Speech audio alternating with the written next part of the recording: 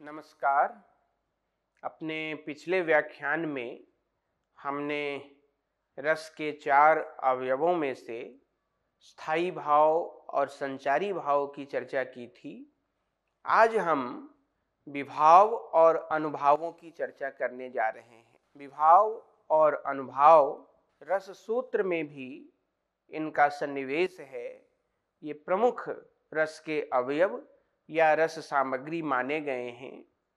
इनके बारे में यदि और अधिक विशेष जानकारी, विशेष ज्ञान की अपेक्षा है तो इन पुस्तकों का सहारा लिया जा सकता है। रस अवयव के अंतर्गत विभावों की चर्चा बहुत विस्तृत है। विभाव का अर्थ है उन वस्तुओं और विषयों का वर्णन जिनके प्रतिभाव उत्पन्न होता है। जिनके प्रतिभाव उत्पन्न होता है उन्हें विभाव कहा गया। यह भी कहा गया कि वह व्यक्ति या वह वस्तु जो भावों को जागृत करता है, यानी भावों को जागृत करने वाले पदार्थ, उन्हें भी विभाव कहा गया। इसका अभिप्राय यह हुआ कि भाव उद्बोधक कारण ही विभाव हैं। संक्षेप में कहें, सरल भाषा में, तो भाव का कारण ही विभाव है। जो भाव का कारण है वही विभाव कहलाता है। लोक में, लौकिक जीवन में रति आदि स्थायी भावों के जो उद्बोधक हैं वे ही काव्य या नाटक में विभाव कहे जाते हैं। यानी वैसे कारण, वह व्यक्ति भी हो सकता है और वस्तु भी हो सकता है जो लोक जीवन में, हमारे लौकिक व्यवहार में रति आदि जो विभिन्न स्थायी भाव हैं उनका उद्बोधन करते हैं, जिनके प्रति हमारे हृदय में स्थित रति आदि स्थायी भाव उद्बुद्ध होते हैं, वे ही भाव के कारण होते हैं और जिन्हें ही विभाव कहा गया है। साहित्य दर्पणकार विश्वनाथ कहते हैं, रत्याद्य उद्बोधकाः लोके विभावाः काव्य नाट्ययो। लोक में रति आदि स्थायी भावों के जो उद्बोधक हैं वे ही काव्य और नाटक में विभाव हैं। उद्बोधक कारण, नाटक में अभिनय का विभावन करना वह विभाव का कार्य है। और चूंकि विभाव ही अभिनय का विभावन व्यापार करते हैं, इस कारण ही उन्हें विभाव कहा गया है। नाट्यशास्त्र में भरत ने कहा, विभावः कारणम निमित्तम हेतु इति पर्यायाः। इसका अर्थ यह हुआ, जिस रूप में हम सरल भाषा में विभाव को समझ सकते हैं, कि जिनके प्रतिभाव उत्पन्न हुआ, जो भाव उत्पन्न करने के कारण हैं, वे सब विभाव कहलाए। विभाव द्वारा वासना रूप में अति सूक्ष्म रूप से अवस्थित, हमारे हृदय में सूक्ष्म रूप से अवस्थित, जो अव्यक्त नहीं होते, रति आदि स्थायी भाव कैसे आस्वादन योग्य बनते हैं? तो विभाव द्वारा। जो अव्यक्त है वे विभावों के संयोग से व्यक्त हो उठते हैं, आस्वादन योग्य बनते हैं। इस तरह से यदि हम इस पूरे सूत्र को देखें कि विभाव द्वारा वासना रूप में या अति सूक्ष्म रूप से अवस्थित रति आदि स्थायी भाव आस्वादन योग्य बनते हैं, तो दो बातें समझ में आती हैं। या कहें कि विभाव के इस तरह से दो कार्य हुए।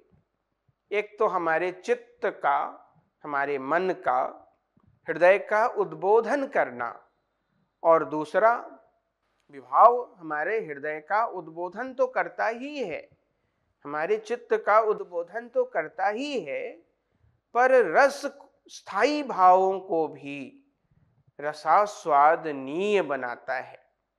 उसके दो कार्य हैं, हमारे हृदय को उद्बुद्ध करना और स्थायी भावों को रसास्वादनीय बनाना। यानी विभाव जिन्हें काव्य शास्त्र में आश्रय कहा गया है, अभी हम समझेंगे उसे। उस आश्रय में भाव को उद्बुद्ध तो करते ही हैं। जो भाव उद्बुद्ध हो चुके, उस उद्बुद्ध भाव को उद्दीप्त भी करते हैं, थोड़ा उसे प्रदीप्त भी करते हैं, बढ़ाते भी हैं। भावों का उद्बोधन किया एक कार्य, पर उद्बुद्ध हुए भावों को और अधिक उद्दीप्त भी किया और अधिक बढ़ाया भी। जैसे दीपक की बाती को हम मध्यम हो जाने पर थोड़ा उठाते हैं, उकसाते हैं, उद्दीप्त करते हैं, प्रदीप्त करते हैं, उसी तरह से पहले से उद्बुद्ध भाव, जो वास्तव में भी भावों के कारण ही हुए हैं उद्बुद्ध, पर जब हो गए तो उसकी उद्बुद्ध हो चुके भावों को और अधिक उद्दीप्त भी करते हैं विभाव। इस आधार पर विभाव दो प्रकार के हुए। एक को कहा गया आलंबन विभाव और दूसरे को कहा गया उद्दीपन विभाव। आलंबन विभाव हमारे चित्त विशेष में, चित्त वृत्ति विशेष के जो विषयभूत विभाव हैं, वे आलंबन कहलाते हैं। यानी आलंबन इसलिए कहा गया उन्हें कि आलंबन विभाव का अवलंबन यानी सहारा पाकर ही स्थायी भाव जागृत होते हैं। विश्वनाथ, आचार्य विश्वनाथ साहित्य दर्पण में कहते हैं कि काव्य या नाटक आदि में वर्णित नायक आदि आलंबन कहे जाते हैं। जो कविता में, नाटकों में जितने नायक हैं, नायिकाएं हैं, वे सब आलंबन होते हैं। उन्हीं का सहारा पाकर स्थायी भाव जगते हैं। यदि उनका सहारा न हो तो स्थायी भाव नहीं जग सकते।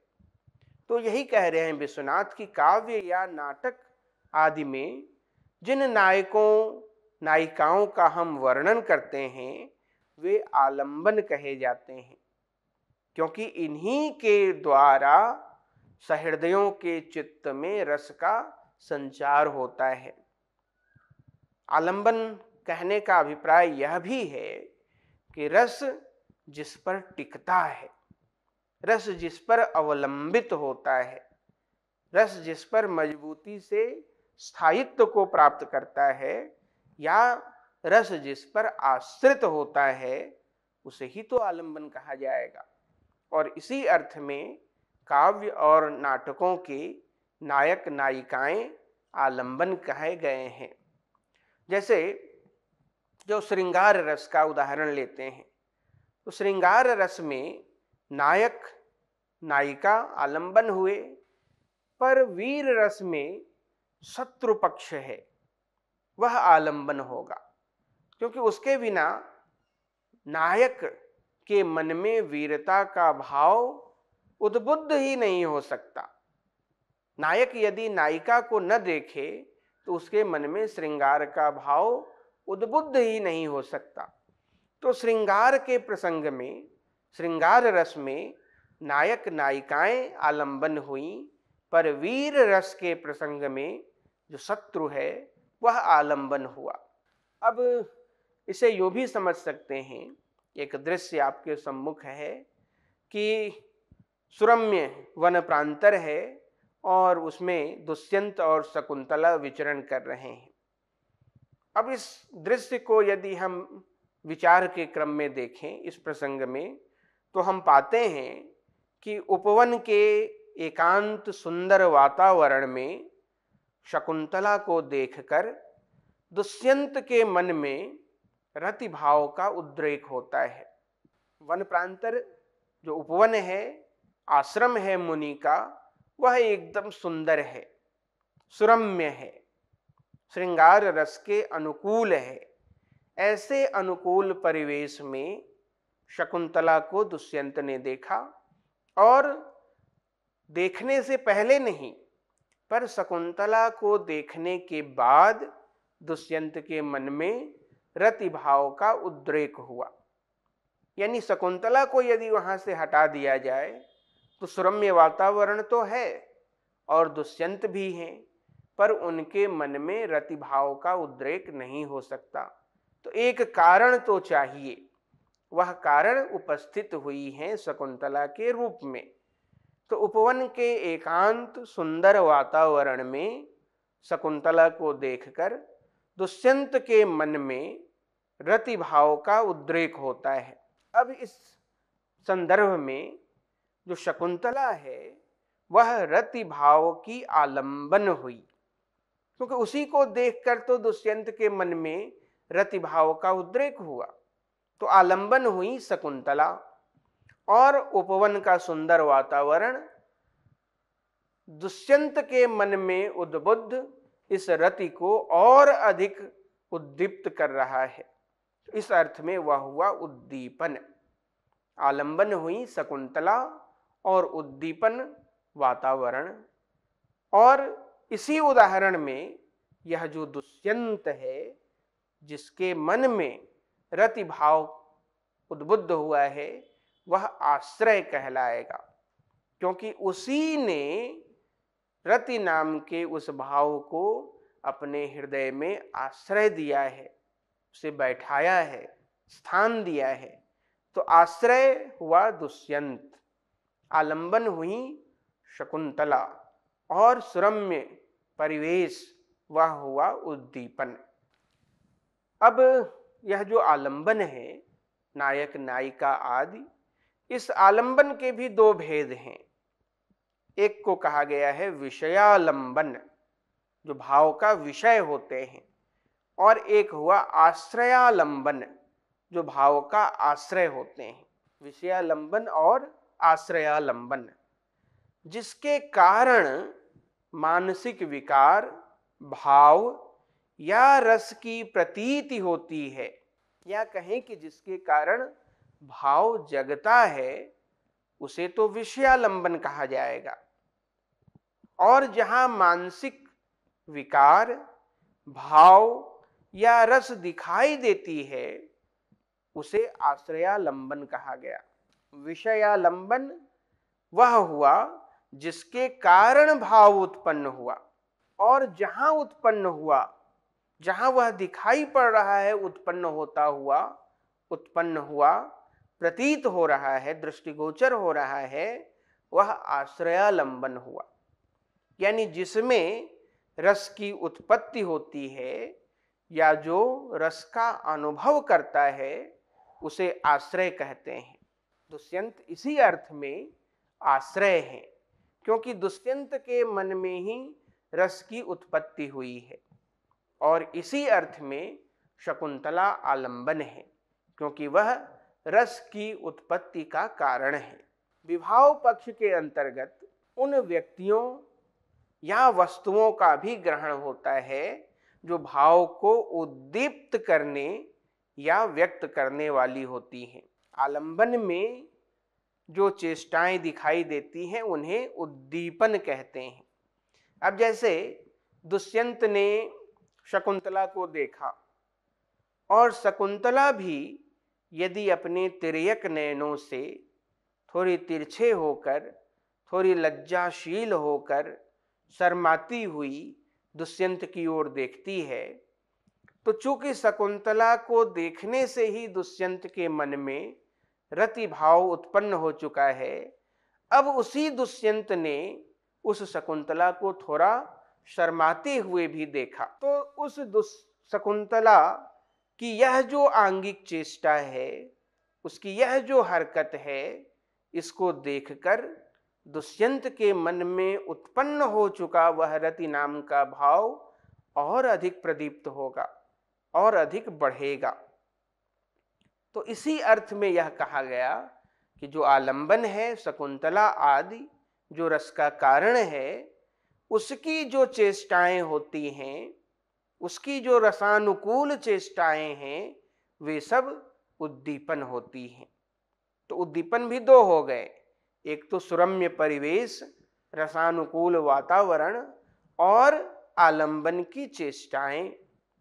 पर ऐसा नहीं है कि चेष्टा केवल शकुंतला में होगी, हरकत केवल शकुंतला में होगी, दुष्यंत में भी तो चेष्टाएं होंगी। तो दुष्यंत चूंकि आश्रय है, उसी के मन में रति का भाव उत्पन्न हुआ है, तो आश्रय रूप में उसकी जो चेष्टाएं होंगी, जो दिखाई पड़ेंगी उसकी हरकत, उन्हें अनुभाव कहते हैं। हम अनुभवों के क्रम में इसकी विवेचना करेंगे। तो इस तरह से कई शब्द हैं जिनके अर्थ हमारे सामने स्पष्ट हुए। एक तो विभाव, विभाव भी दो हुए, आलंबन और उद्दीपन। आलंबन की जो चेष्टाएं हैं, आलंबन की जो हरकत है, आलंबन की जो मुद्राएं हैं, वे सब उद्दीपन होती हैं। और आश्रय की जो चेष्टाएं हैं, वे सब अनुभाव होती हैं। शकुंतला की उन हरकतों को देखकर हम किसी या कोई तीसरा व्यक्ति दूर से देख रहा हो तो वह अनुमान नहीं लगा सकता, वह जान नहीं सकता कि शकुंतला की इन चेष्टाओं का कारण क्या है। इसी कारण वो उद्दीपन तो हैं पर अनुभाव नहीं है। अनुभाव तभी होंगे जब उनको देखकर भाव का पता लगेगा। तो ऐसा हो नहीं रहा है। पर दुष्यंत के मन में चूंकि भाव उत्पन्न हो चुका है, तो जब उत्पन्न हो चुका है उसी का तो पता लगेगा। इसलिए दुष्यंत की जो आंगिक चेष्टाएं होंगी वे अनुभाव कहलाने लगेंगी, वो उद्दीपन नहीं होंगी। यानी विभाव पक्ष के अंतर्गत उन व्यक्तियों और वस्तुओं का भी ग्रहण होता है जो भाव को उद्दीप्त करते हैं और व्यक्त करते हैं। और इस तरह से आलंबन की जो चेष्टाएं हुई वे उद्दीपन कहलाई और आश्रय की जो चेष्टाएं हुई वे अनुभाव कहलाई। अब ये उद्दीपन जो हैं, इस तरह से इनके भी दो प्रकार हो गए। एक तो आलंबन की चेष्टाएं, आलंबनगत चेष्टाएं, और दूसरा बाहरी परिवेश या वातावरण। यदि दुष्यंत और शकुंतला जिस समय वन प्रांतर में, आश्रम में एक दूसरे को देख रहे हैं, दुष्यंत के मन में रति का भाव उद्बुद्ध हो रहा है और उसके अनुभाव भी प्रकट हो रहे हैं, उसी समय यदि ऐसा हो कि बादल घिर आए, झीनी बूंदें पड़ने लगें, मयूर नृत्य करने लगें, कोयल पंचम राग में गाने लगें, शीतल मंद समीर बहने लगे, तो यह सब जो बाहरी परिवेश में परिवर्तन उपस्थित हो रहा है, यह दुष्यंत के मन में उद्बुद्ध हुए उस रति नाम के भाव को और अधिक बढ़ाते हैं। इसलिए जो बाहरी परिवेश या वातावरण की अनुकूल स्थितियां हैं वे उद्दीपन हुई और आलंबन की चेष्टाएं भी उद्दीपन हुई। इस चार्ट से हम इस पूरे विमर्श को समझ सकते हैं कि काव्य में भाव और विभाव ये दो उसके अवयव हुए। भाव के भी आलंबन और आश्रय, और आलंबन की चेष्टाएं उद्दीपन कहलाई। वो आभ्यंतर चेष्टाएं भी हो सकती हैं, उनके मन के भाव भी हो सकते हैं, और बाह्य परिस्थितियां, ये दोनों मिलकर उद्दीपन का काम करती हैं। और जो आश्रय की चेष्टाएं हैं वो अनुभाव कहलाई। अनुभाव कायिक भी हैं और वाचिक भी।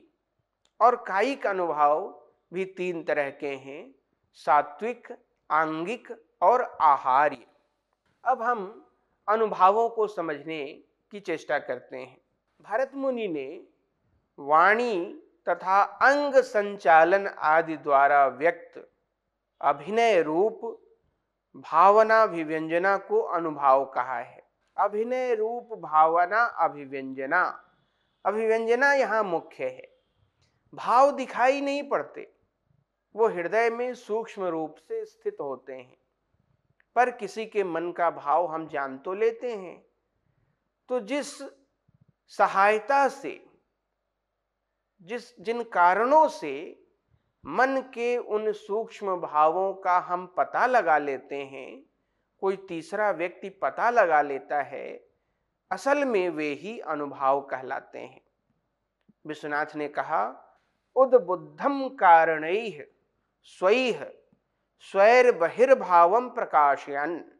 अर्थात जो कहना चाहते हैं विश्वनाथ वह यह है कि आलंबन, उद्दीपन आदि कारणों से उत्पन्न भावों को, भाव तो उत्पन्न हुए मन में, तो उन कारणों से उत्पन्न भावों को बाहर प्रकाशित करने वाले कार्य को अनुभाव कहते हैं।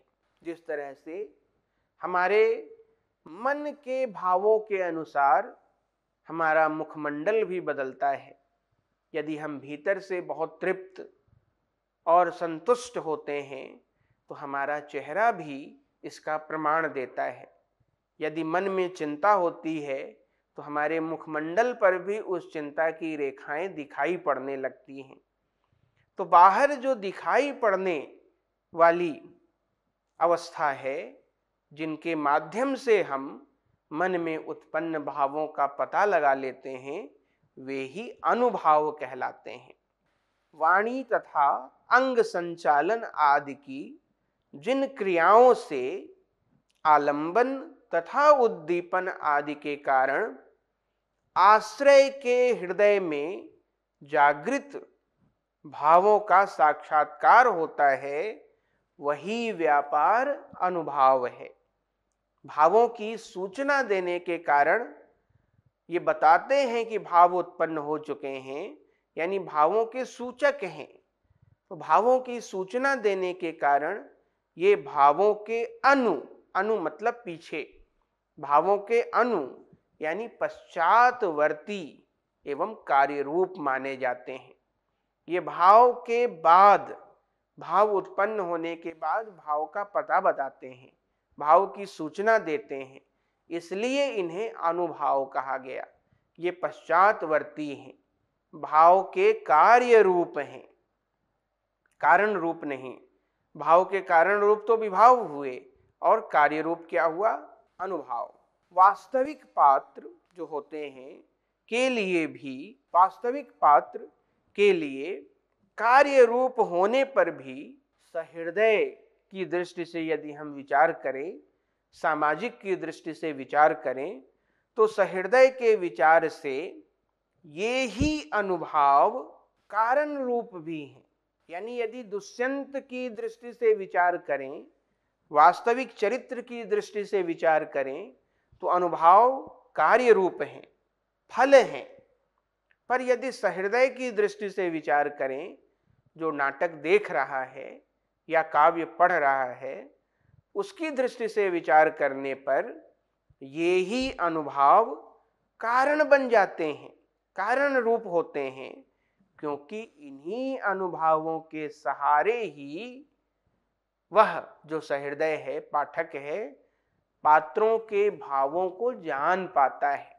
यानी मूल पात्र की दृष्टि से जो अनुभव हैं वे कार्य रूप हैं, पर सहृदय की दृष्टि से ये ही अनुभाव कारण रूप होते हैं, क्योंकि इनको ही देखकर जो सहृदय है वह पात्रों के भावों को जान पाता है।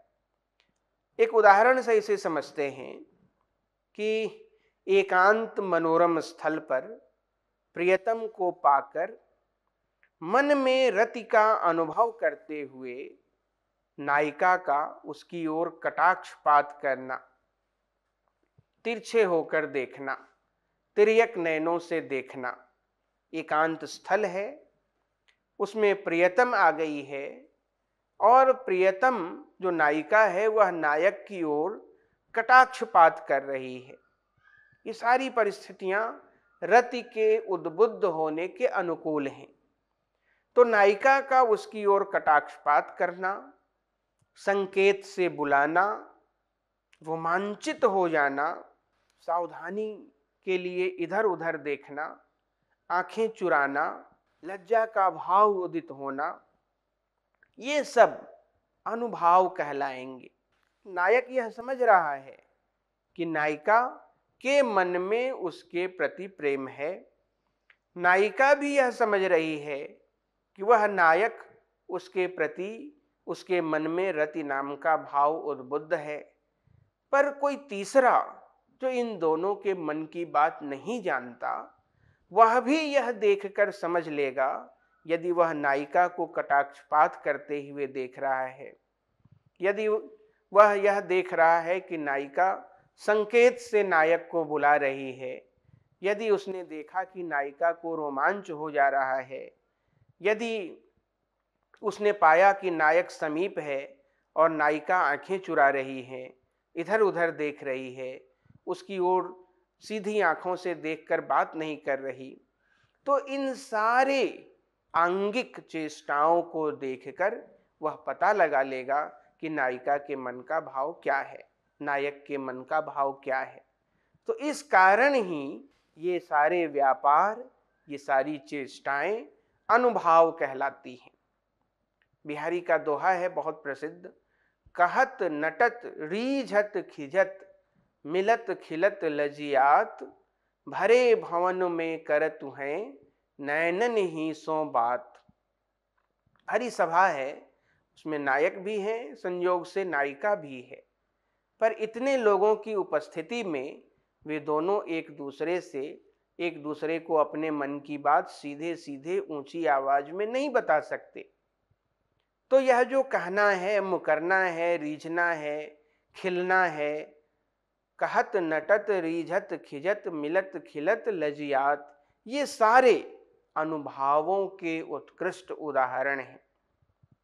रति नाम का भाव जो उद्बुद्ध हुआ और वह विभाव और इन अनुभावों के संयोग से श्रृंगार रस में परिणत होगा, उसके ये सारे अनुभाव होंगे।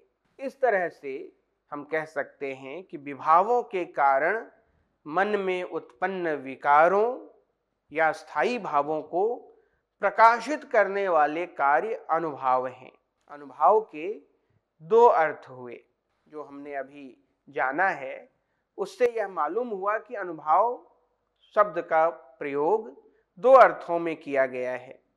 एक तो भावों का अनुभव कराने वाले, अनुभावयन्त इति अनुभावाः, और भावों के अनुवर्ती यानी भावों के पश्चात उत्पन्न होने वाले कार्य रूप।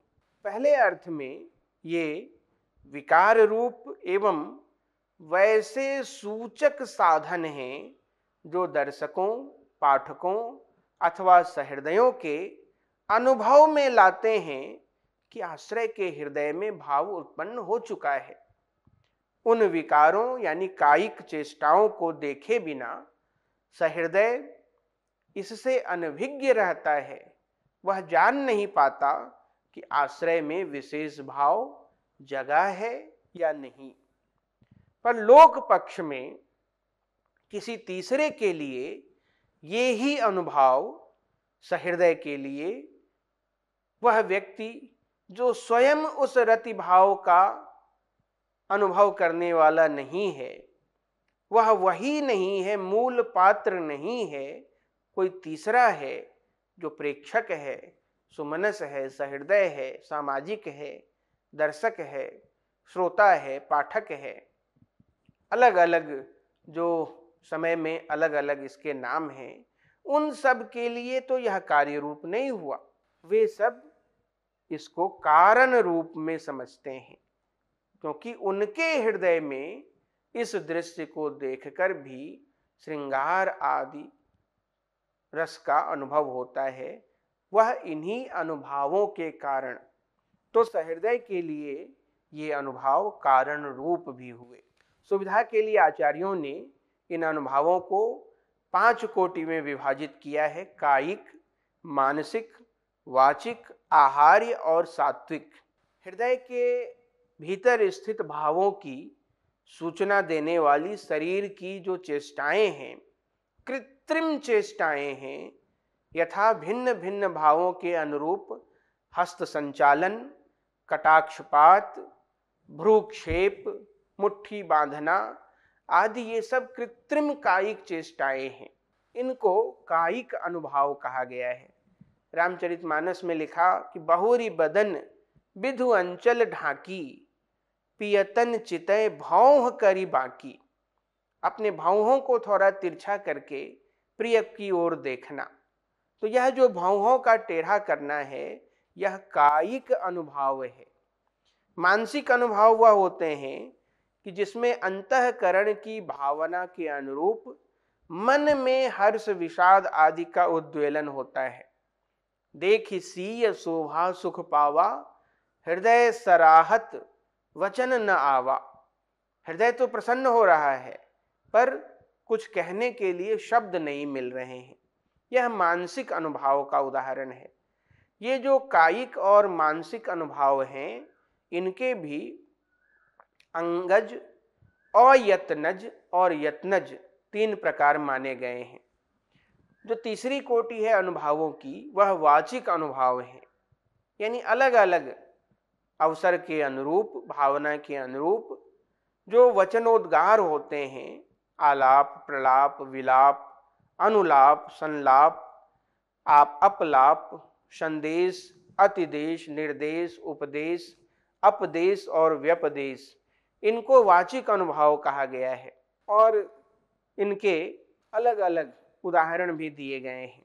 चाटुक्ति आलाप है, दुखमय वचन विलाप है, निरर्थक बोलना प्रलाप है, एक ही बात को बार बार कहना वह अनुलाप है, पहले कुछ और कहा और अब उसी बात को अर्थ बदल करके प्रयोग करना वह अपलाप है, कुछ समाचार देना वह संदेश है, प्रस्तुत वस्तु की अन्य अभिधेय में सूचना देना यह अतिदेश है, और अपने संबंध में कि वह मैं ही हूँ, वह जो तुमने देखा यह मैं हूँ, ऐसा कहते हुए समझाने की जो वाचिक चेष्टा है वह निर्देश कहलाता है।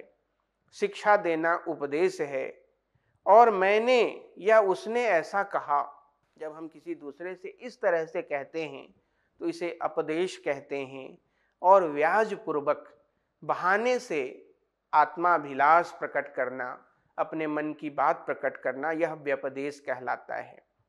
जो चौथी कोटि है वह आहार्य अनुभव है, भावना के अनुरूप कृत्रिम वेश रचना, मन में जब जैसा भाव उत्पन्न हो उसके अनुकूल भिन्न भिन्न प्रकार की कृत्रिम वेश रचना को आहार्य अनुभव कहते हैं। श्याम रंग धारी पुनि बांसुरी सुधारी कर, पीत पट पारी बानी मधुर सुनावेगी, जर कसी पाग अनुराग भरी शीस बांधी, कुंडल किरीट हो की छवि दर्शावेगी। श्रीधर की ये काव्य पंक्तियां हैं और आहार्य अनुभव का उत्कृष्ट उदाहरण है। जो सात्विक अनुभव है, सात्विक का अर्थ होता है सत्व गुण युक्त। सत्व अंतःकरण का विशेष धर्म है, जिससे उत्पन्न कायिक विकार सात्विक अनुभव कहे जाते हैं। उन कायिक अनुभवों से सात्विक का अंतर इतना है कि वे कृत्रिम होते हैं और ये स्वाभाविक। पलकों का झपकाना, इन पर हमारा ध्यान नहीं जाता। सांस स्वभावतः हम लेते रहते हैं, इन पर हमारा ध्यान नहीं जाता। ये हमारे स्वभाव का हिस्सा है, ये स्वाभाविक रूप से उत्पन्न होते हैं। तो ऐसे अनुभव जो स्वाभाविक रूप से स्वतः उत्पन्न होते हैं, पर प्रयत्न पूर्वक यदि हम रोकना चाहें तो भी रोकने वाले नहीं होते, ऐसे अनुभवों को सात्विक अनुभव कहते हैं। थके नयन रघुपति छवि देखी, पलकन हो परिहरी निमेखी। और ये जो सात्विक अनुभव हैं, ये 8 प्रकार के बताए गए हैं। स्तंभ, स्वेद, रोमांच, स्वरभंग, कंपन, वैवर्ण्य, अश्रु, प्रलय और जृंभा। इस तरह से हमने अनुभवों की जानकारी प्राप्त कर ली और आरंभ से यानी स्थायी भाव और भाव को हमने पहले समझा, और फिर अनुभाव और विभाव की इस चर्चा के बाद जो रस के अवयव संबंधी हमारी चर्चा थी वह यहाँ पूरी होती है। आप रस के विभिन्न तत्वों से अब परिचित हो चुके हैं। धन्यवाद।